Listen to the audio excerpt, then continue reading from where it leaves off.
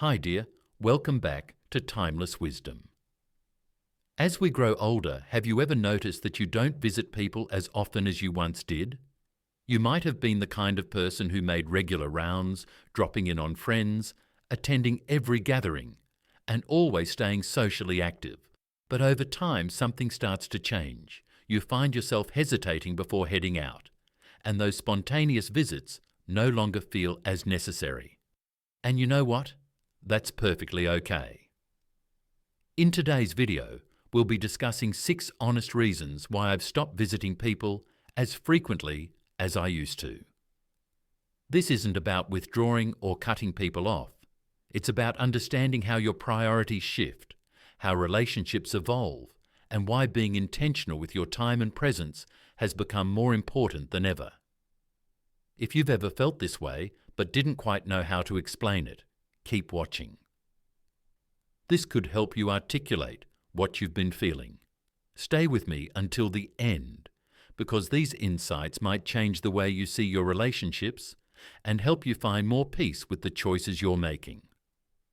Let's get started. Number 1. Prioritizing energy for meaningful interactions. As we age, it becomes clear that our energy isn't as endless as it once seemed. Things that used to feel easy, driving across town, engaging in long conversations, attending every social function, now take a heavier toll. It's not that you've lost interest in seeing others, but you become more mindful about how and where you invest your time and energy. You start to ask yourself, who genuinely matters to me? In younger years, being social often means keeping up appearances, maintaining connections with a wide range of people, and saying yes more often than not. But as time passes, your perspective changes. You begin to seek depth over breadth. It's no longer about being everywhere. It's about spending time with those who bring peace, warmth, and genuine joy into your life. What once felt like important drop-ins now seem like a drain on your limited energy, especially when that energy could be used to strengthen deeper, more meaningful relationships. Think about how often you pushed yourself to show up somewhere out of guilt or obligation, only to come home mentally and emotionally drained. You sit through surface-level conversations, share space with people who don't truly know you, and leave feeling like your time could have been better spent at home. Eventually, you come to a powerful realization. Your time is precious, and not everyone is entitled to it. Take Martin, for instance. He used to feel bad for turning down invites. He worried that skipping visits would make others feel he didn't care. But over time, he noticed something important. The people who genuinely valued him didn't require constant visits to maintain a strong, loving connection. Instead of pouring his energy into surface-level connections, he began investing in deeper, more meaningful relationships.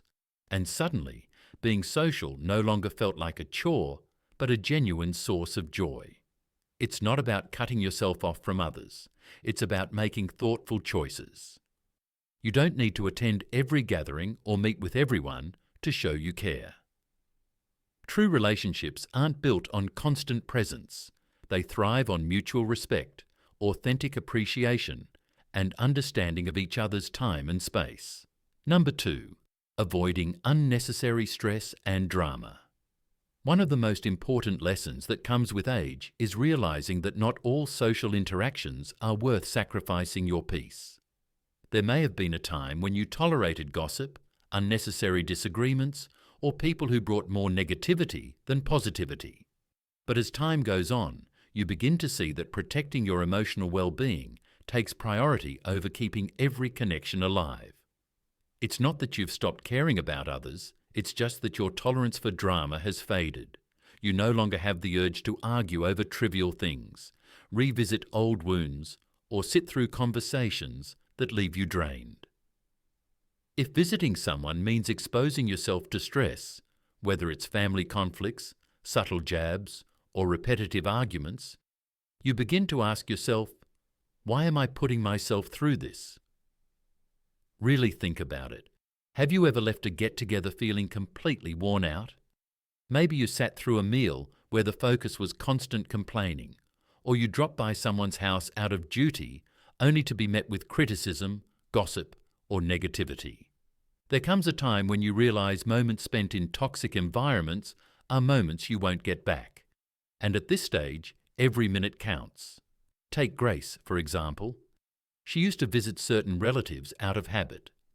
Even though every visit left her emotionally depleted, there was always tension, always a conflict bubbling beneath the surface, always a sense of being underappreciated.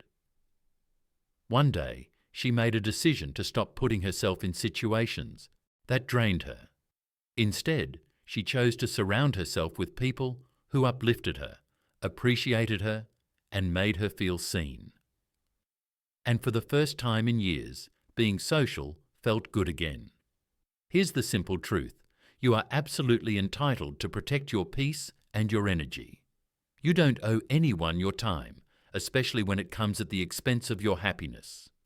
Avoiding unnecessary drama isn't being disrespectful, it's being smart. Because the people who truly value you won't expect you to endure negativity just to prove your loyalty. Number 3, finding comfort in familiar spaces. Let me know if you'd like me to rewrite this next part too. There's something about being at home that just feels right. Over time, you create a space that's uniquely yours. A place where you can unwind, reflect, and simply be yourself. And as the years go by, that sense of comfort becomes even more important. The thought of getting dressed up, driving across town, making small talk, and spending time in someone else's space just doesn't hold the same appeal it once did. It's not about avoiding people, it's about valuing the peace your own environment brings. When you're younger, there's often a strong desire to stay busy, chase social events, and seek out new experiences. But eventually, you begin to understand that being out and about isn't always better than being in your own space. There's a unique kind of joy in waking up in your own bed, sipping coffee from your favorite mug, and knowing your day will unfold exactly how you want it to. No pressure to entertain, no need to work around someone else's plans, just the simple comfort of living life on your terms. For some, visiting others means navigating spaces that aren't all that comfortable. Maybe their home is too noisy, too busy, or just doesn't feel relaxing. Maybe the chairs aren't as supportive, the environment feels unfamiliar, or you don't feel quite as at ease as you do in your own surroundings. The truth is, as you get older, your physical and emotional comfort becomes more important than trying to meet every social expectation. And if being at home brings you more peace than travelling to visit others, there's absolutely nothing wrong with that. Take Raymond, for instance. He used to feel bad about turning down invitations, but every time he went out, he caught himself watching the clock. The noise, the interruptions, the unfamiliar vibe, it left him drained. One day, he made a decision to stop going out just to be polite. Instead, he started inviting others to visit him when it worked for him. And for the first time in a long while, socializing felt enjoyable again, not like a chore.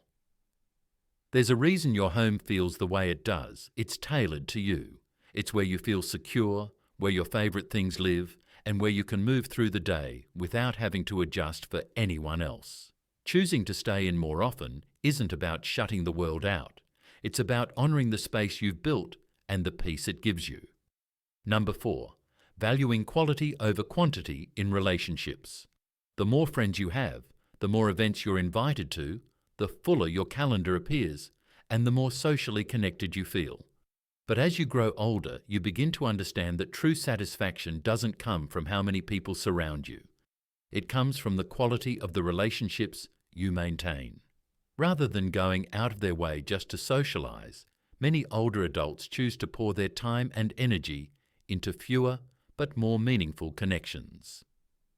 At this point in life, superficial friendships lose their appeal. You're no longer seeking approval, trying to impress others, or holding on to relationships that don't bring real joy. The people who genuinely matter don't require constant contact to stay close.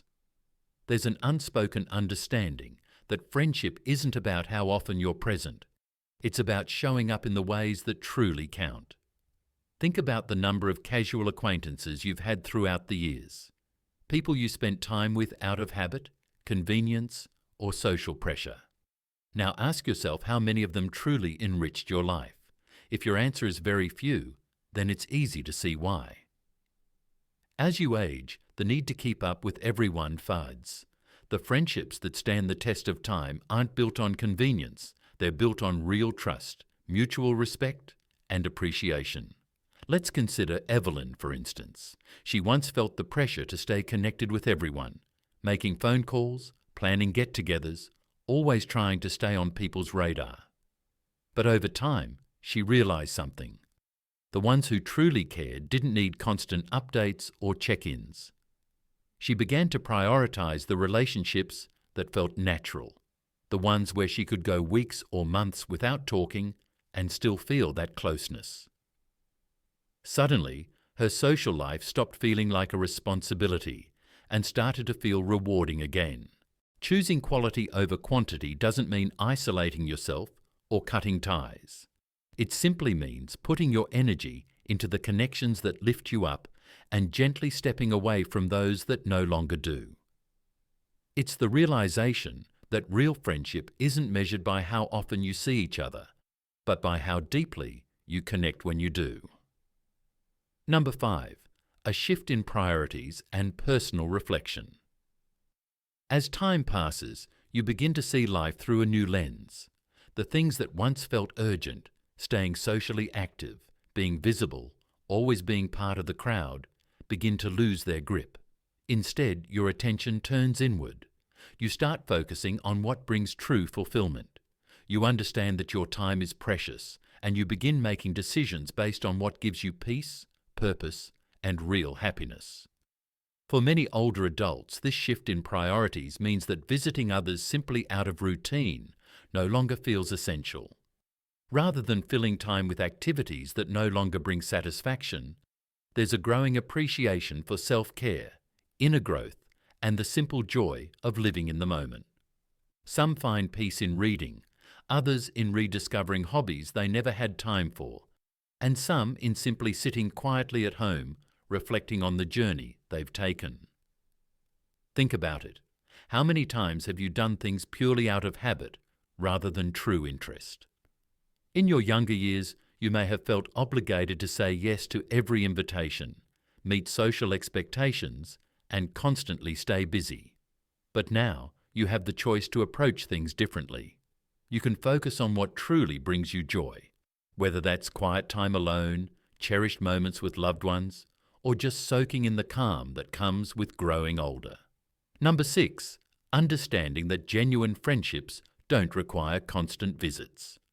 One of the most comforting truths that come with age is realizing that the most valuable friendships don't depend on regular visits or non-stop communication. When you're younger, it can feel like relationships need constant tending. You make frequent calls, drop by often, and go out of your way to keep things going. But with time, you see that real bonds don't break simply because you don't see someone all the time. The reality is, life naturally moves people in different directions. Families expand, goals shift, and routines change. But lasting friendships, the ones that really matter, are grounded in something far deeper than proximity. They're built on trust, respect, shared understanding, and a connection that doesn't need constant reassurance.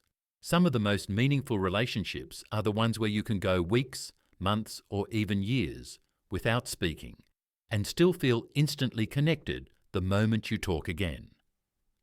Think about your own friendships. There are likely people in your life you don't see as frequently as you once did. Yet when you reconnect, it feels like nothing has changed. You don't need to constantly prove your loyalty or be in regular contact to maintain the bond. The connection already exists. The most important thing to remember is that your worth isn't defined by how often you see others, but by the connections you maintain in your own way. The people who truly care will know that love and friendship go beyond just being physically there. Final thoughts and key takeaways.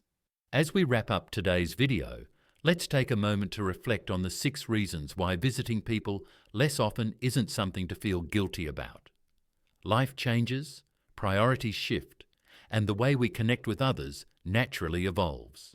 Whether it's conserving your energy for meaningful relationships, avoiding unnecessary stress, enjoying the comfort of your own space, prioritizing depth over quantity, redefining what matters most, or realizing that true friendships don't rely on constant contact.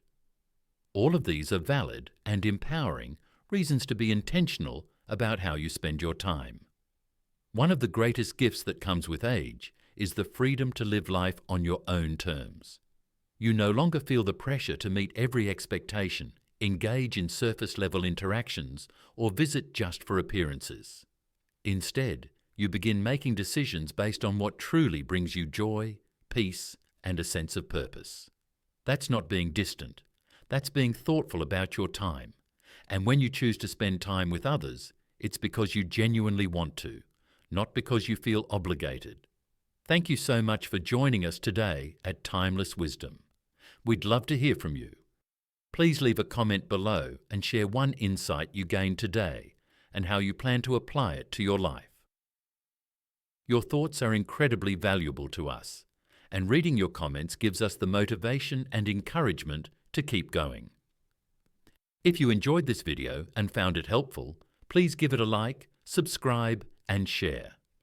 Your support helps us continue creating meaningful content to inspire and inform. Thanks for watching, and we'll see soon.